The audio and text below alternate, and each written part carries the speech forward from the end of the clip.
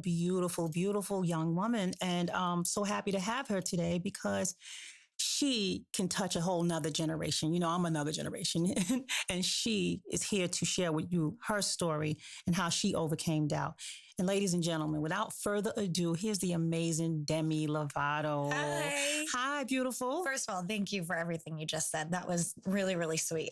Oh, it's true, though. I don't say things just to say them. No, I know. That's why I'm saying thank you. Oh, you're very welcome, sweetheart. So talk to us. I mean, I've heard a lot of your story, and I'm not going to start getting all emotional yet, but you're so young and you've been through so much. And so many people out there are suffering, your age group, committing suicide every single day, just hurting themselves constantly.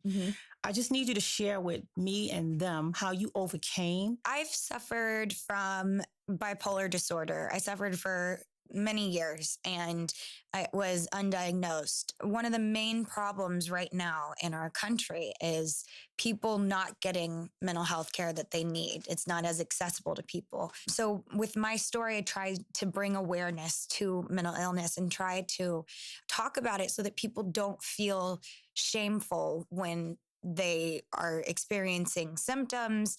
When I was younger, I suffered from depression starting at a very young age. And my first suicidal thoughts were when I was 7. And going that far back, I think I didn't understand what it was, but I was tired and I was sad. And I know that feeling. Yeah. At a young age too. Yeah. Yeah. Basically, growing up, I had a lot of problems that were kind of untreated. I developed a drug and alcohol problem that started around 12. And also my eating disorder, which was anorexia. Then it kind of transitioned into bulimia and was just back and forth. And I also dealt with self-harm, which is what you just talked about. That is something that is very misunderstood in today's society. Some people think that when somebody cuts themselves, that it's because they don't want to live anymore, but it's actually not. It's just a form of coping. And sometimes it's very difficult for people to understand that when someone self-harms, they're kind of getting a feeling where they're matching what they're feeling on the inside to the outside, if that makes sense. What are you feeling on the inside that causes you to cut yourself? Fortunately, I've had a lot of time in recovery now. I don't feel the urges to do that anymore. Well, what did you feel? What I did feel was shame. And so whether it was based off of trauma or just things that were, not understanding and just trying to figure out a way, like being anxious. And that's the only way you know how to fix that stress, that anxious feeling. And I think at first it was a cry for help, for sure. And of course. And then it got to a point where I didn't want people to see. And so then I started self-harming in other areas that were more hidden. And I wish that it was more spoken about so that people would understand that it's okay to ask for help. When you are struggling, the strongest thing you can do for yourself is ask for help. Absolutely. And you're helping so many people right now. I've seen you on Access Hollywood at one of the shows, and I just couldn't believe that someone so young. But then again, as a young person, I went through a lot of stuff too. But you are the first from like the pop world to express that and want to help someone else. I've never seen anybody from the pop world really speak like very candidly. You were very honest. I was like, wow, she's deep. She has depth and she's truthful about what's happening. So I'm happy to have you on this show because you remind me of myself a little bit when it comes to just being honest about what really happened. And that's how you help people, by being truthful with your truth, being honest. So your turning point. I'm a very spiritual person and I actually had like this crazy story where this woman spoke in tongues over me and I didn't know anybody in the audience at this church convention that I went to. And she pointed me out of everyone. This was when I was 12 or 13. She said, you're going to be a hero to thousands of people one day. And it's going to have to do with art, some form of art. And I was like, okay. And I feel like that day was when God said, it's so much more than music. And when I went to rehab, it kind of was vocalized without me telling the world, because it made headlines that a girl on Disney Channel went to rehab for. Of course, it's for the issues. Disney Channel. Exactly. So you know it's going to make the headlines. Right. I kind of dampened the rainbow a little bit. So it made the headlines, needless to say. And my manager came to me and said, okay, so we have two choices. Would you want to share your story and possibly help people, or you can keep it completely private because it isn't anyone's business. Right. And I thought back to when I was young and when I felt like God told me there was a bigger purpose in life than just singing. And I thought, okay, now it's time to use my voice, really use my voice. The minute you step on that television screen and some little girl is watching you, it's everyone's business for you to be a role model. It is our responsibility because as much as people say, I don't want to be a role model, you already are. I put it into the perspective of my little sister. She is 13. So at that time, she was a lot younger. And I thought, I need to be a role model for girls just like her because she looks up to me. And the last thing I would want is for her to do anything or have to go through anything that I did. So I used to say that. I used to say, I don't want to be a role model. I just want to sing. I just want to make music. And sometimes, you know, that's some people's MO and that's okay. But for me, I kind of understood that I had a responsibility and now I embrace it. You know, I still curse like a sailor. I'm covered in tattoos. Too. Exactly. Me too. And I you know, I'm a spiritual person too. I love God too, but he understands that, you know, I'm a work in progress. Exactly. We're not perfect. We're all a work in progress. Let's cut to that. Let's hear some work in progress. I'm here with the beautiful Demi Lovato. Oh my gosh, she's amazing. I think I'm going to try to hang out with her more. Yes, please. I feel like we could like talk and share stories because I want to know about you as well. Do you? No. Yeah, but you know what? When there are power vocalists out there that are able to emote the way that I feel like we can, it's because we've been through stuff. And it's because you get that soul from someplace. You get it from struggle. Struggle, yeah. You get it from life, environment. And when I was 7 years old, I felt kind of the same kind of thing that you were feeling all the way up until I was a teenager. I mean, you know what happened. You know, the drugs happened, the alcohol happened, anything to cope. I wasn't a cutter, but I was a heavy drug user, you know, because I needed to cope with the environment and the shame and the pain and the disgust of just what my environment was and just everything around me. Right. And just things that have happened when I was young, you know, so that I don't need to go into detail about, but, you know, they were very hurtful. And when you get older, these things bother you. They become shameful to you. You want to hide. So you drink and you do drugs and you hang out with the wrong people. And that kind of snowballed into my adult life and just being thrown in the music business and the record just taking off and exploding. I'm just left out there, you know, just a mess for a very, very long time. My story is basically really similar to yours. I've overcome and I've had to overcome several times. Exactly. It's not just one. Life is peaks and valleys. And every time we peak, there's some other lesson we got to learn. There's something that happens to us when we get right up here. It's kind of like, you know? I say it's like whack-a-mole. So sometimes it's like I can totally have a handle on my eating issues because that's something that I'm just going to deal with for the rest of my life. Right. If you've struggled from drugs or alcohol, I'm sure you can relate where it's in the back of your mind when things get tough. Oh my God, I'm 3 years alcohol free. Oh my God, me too.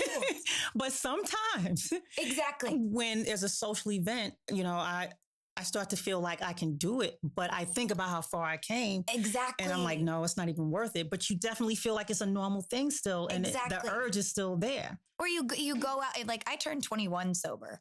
And so nice. I was counting down the days till I turned 21 until I got sober. And then it was kind of like, oh God, what do I do? But same thing. It's like going out to a club now or after parties or whatever. I sometimes crave that young Hollywood life that like I could be having, but I just have so much more fun being a mom to my little puppy and just having that like, it's a big night out if I go to the movies. Right, right, I mean? right. But I work so much, so it's good to... And exploring your new self. This is amazing. Every day you learn something new that you can embrace and love or something that you don't like so much, but you have to deal with it, but you can't let it affect you. You have to just embrace it all. This has been a amusement park ride for me. Right. Just discovering myself. It's like a baby discovering his hand. You know, just all these new things about me are like, wow, I didn't know I could do this. I didn't know I was this. I didn't know. This is really amazing. So I know where you are. You're not into running out to the clubs every night. I used to run. I used to look for a place to go. And the problem is like when you do that, you're just, okay, where's the next party? You're just chasing the next party. Yes, and I used to literally chase the next party. Or the next drug. Like, or 100%. The next drug. I mean, we can do this segment of the show. I know. For a week. Exactly. I know. Trust me. But you know, it goes back to doubt. When you do have doubt, I always think like sometimes I doubt myself and then I think, oh my gosh, like this last summer, I had another puppy. That puppy was like my son. And it was so hard to get through that time in my life whenever I lost him. But I did it without engaging in behaviors, like not restricting, not purging, not self-harming. And you did it. You're a confident woman. You are sure right now. Right. You don't, oh, wow, this is good. You don't have to do those things to help you cope anymore because you know who you are. You have the strength within. You have the confidence, which is the name of your album. I'm confident. Wow, what an amazing title. I actually recorded some of the songs in this studio that we're in right now. And I would bring my puppy, Buddy, I'd bring him everywhere, just like I do Batman. And Batman's my other dog, by the way, for anyone listening. I don't carry superheroes with me. But I would bring Batman. He would sit in the corner of the booth I was recording in because he was so quiet and so well behaved. And when I lost him, I felt like a part of the album was going to be difficult to release because when I would listen to the song Confident, which is my single, he was in the booth with me when I recorded that. Aww. So to be able to get through that time where I was doubting myself of, am I going to be able to make it through this without doing anything to self-medicate or cope? I gained the real confidence that I needed in order to reassure myself and prove to myself that I can get through anything, even the strongest pain. But you know, sometimes we have to lose some things to find the strength within us. And that's just, you know, no pain, no gain. Right. Literally. So those are the things that push us to be the strongest and push us to remove self-doubt and all these other things, insecurities, because we're not depending on anything but ourselves to uplift ourselves and the God in us, you know, because that's where God is. And that's what we really need to depend on at the end of the day, not a substance. And unfortunately, not a dog. Or a boyfriend. Or a boyfriend. As supportive as or food. Or food, right. Yeah. As supportive as the people around you can be, as good as it feels to eat your feelings or, you know, pop pills or whatever it is. As great as some of that feels, it's like at the end of the day, I had to lay down on my pillow. And when I shut my eyes at night, I'm alone in my thoughts. And it's in those moments that I would tell myself, I'm going to get through this. No matter how much it's going to hurt, I got to cry it out. You know? Yeah. You got to feel it. You got to feel it. You got to deal with it. And then you got to heal. You got to feel it. And then you got to sing about it. You got to feel it. You got to deal with it and you got to heal. And the healing comes through the therapy of writing the songs, singing the songs. That's it. You know, a lot of people don't like to feel, but if you're listening out there, feel it. Whatever you're dealing with, then deal with it. Only you matter. Only you can fix it. Write about it. Heal. So now the Confident Woman, the Confident album. You want to play some songs? Like what? Should we play Confident? Yeah, let's play Confident. All right. Here's Confident. Man, that was hot, Demi. I mean, that was very inspiring to me. You know, the Confident Woman. You stole my title. I'm just kidding. Let's talk about how anointed and amazing your voice is. On top of all, so, you know, God had a plan for you. Period. Thank you. You have voices. Yeah. That means so much from you. So that's amazing. And I grew up actually singing. So when I was growing up, I had like this sound system in my living room. So the whole house could hear. I would put the microphone on and then I'd put the CD on of whatever it is I was going to sing to. And I remember blaring your songs and singing my heart out in the living room. And my older sister would be like, oh my God, turn it off. You don't stop singing. So it is an honor. So thank you. Well, thank you, sweetheart. And let's discuss some more titles from your album. Since it's Confident, what else? Well, I have a song called Old Ways, which is kind of what we were talking about. Yeah. Not going back to my old ways. Nice. That's the hook. And, that's nice. And it's like this rhythmic beat. I mean, it's really cool. And it's got a good message. And then I also have another song with a great message. It's called Lionheart. And I didn't write it. I had just heard the song and fell in love with it and recorded it a long time ago.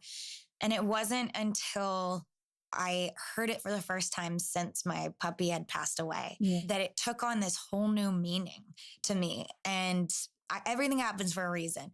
But that song I really connected to because the first line is, your light is inside of me.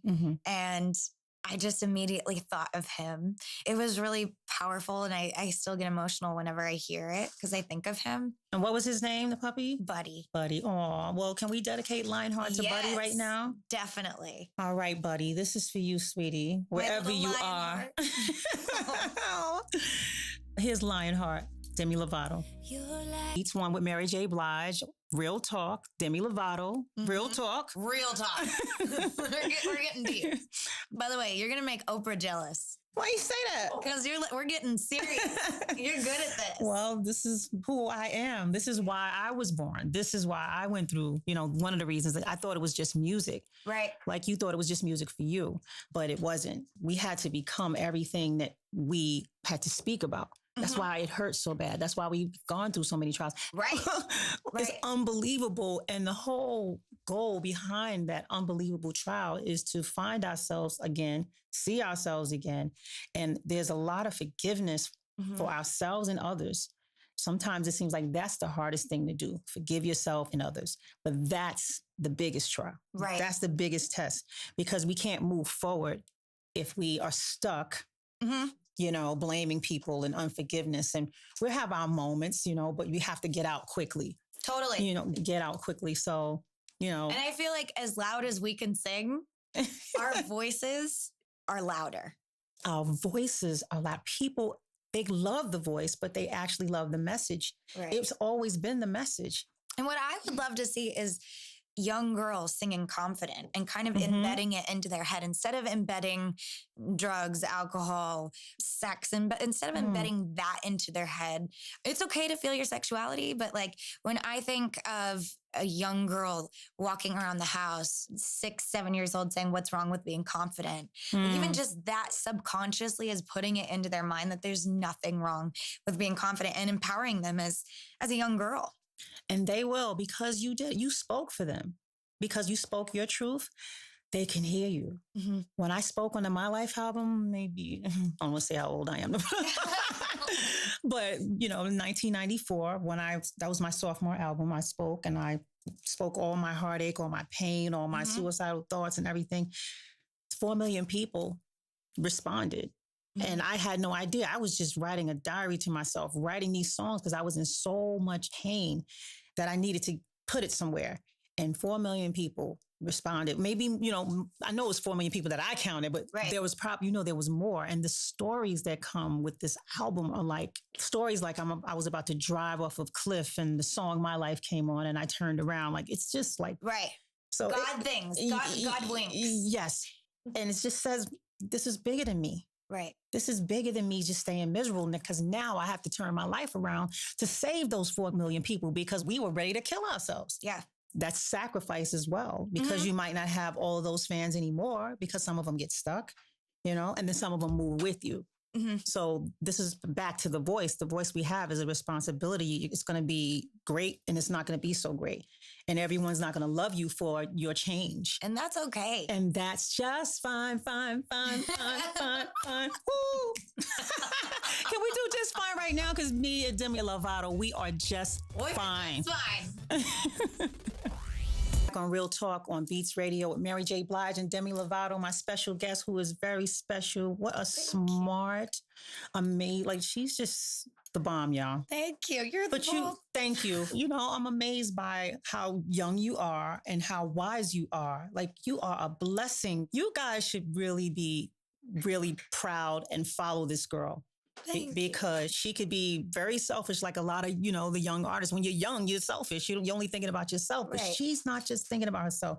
She definitely reminds me of me. She's giving herself in her career, in her life, to help someone else. So you guys, y'all follow my girl, Demi Lovato. Y'all get that Confident album and stop playing, because ladies, men, whoever's out there, we need this confidence from Demi. I'll be following you too. I mean, I'm already following. So. I got to post more. I got to post some throwbacks so Demi can see what we look like as children. Well, anyway, thank you again for coming on the show.